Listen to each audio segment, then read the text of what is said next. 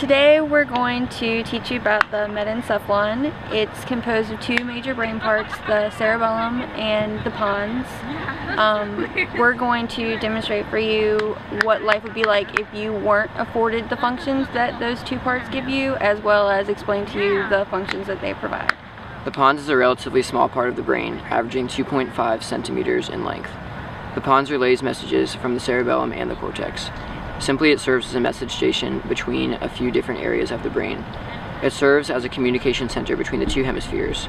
Without the pons, the brain would not be able to operate normally because messages could not be sent to other parts. It has been found that REM sleep, where most dreaming tends to occur, starts in the pons. The pons is not only related to sleeping, but controls or affects functions such as arousal and relaying sensory information between the cerebrum and the cerebellum. If the pons is damaged, other areas of the brain will not receive messages correctly.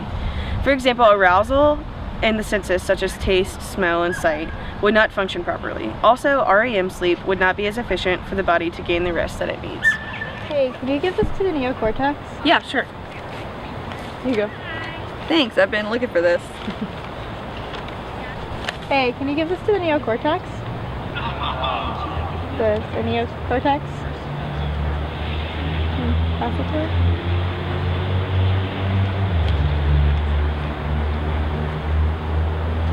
The pons is responsible for turning REM sleep on and off.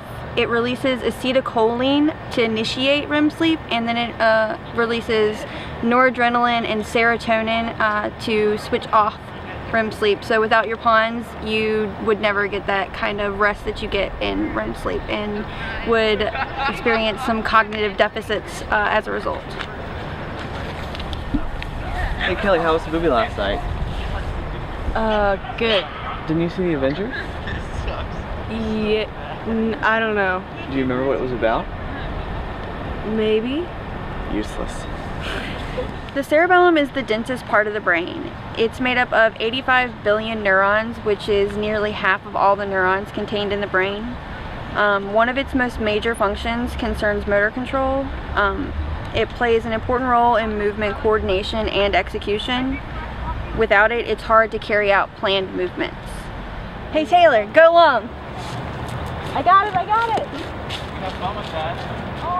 If the cerebellum were to be damaged, the accuracy and control of motor movements would be significantly affected, as well as other things such as balance, posture, and voluntary muscle movements.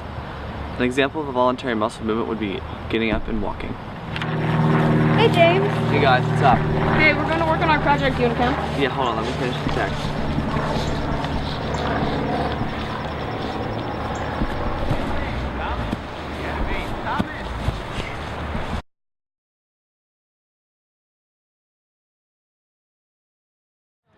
It is also thought to play a role as sort of a tracking system that tracks not only the organism's own movements, but also the movements of the objects around it, in order to accurately predict the consequences of movement and the ability to make appropriate decisions as to where to move. For example, animals with cerebellar dysfunction lack the ability to accurately predict and follow trajectories. Yo, what's up, James? Hey, man. Yo, what's up, James? Oh. Yo, what's up, James? Dude. Come on. Are you serious? The cerebellum's role in the brain was traditionally thought to be just that of the motor control device. It's now a more accepted view that the cerebellum also plays a role in cognition and emotion. Some proof of these additional roles can be seen in cerebral cognitive affective syndrome. This syndrome is found in people who have experienced damage to the cerebellum, and the injury is followed by defects in executive function, spatial cognition, linguistic processes, as well as disturbances in affect.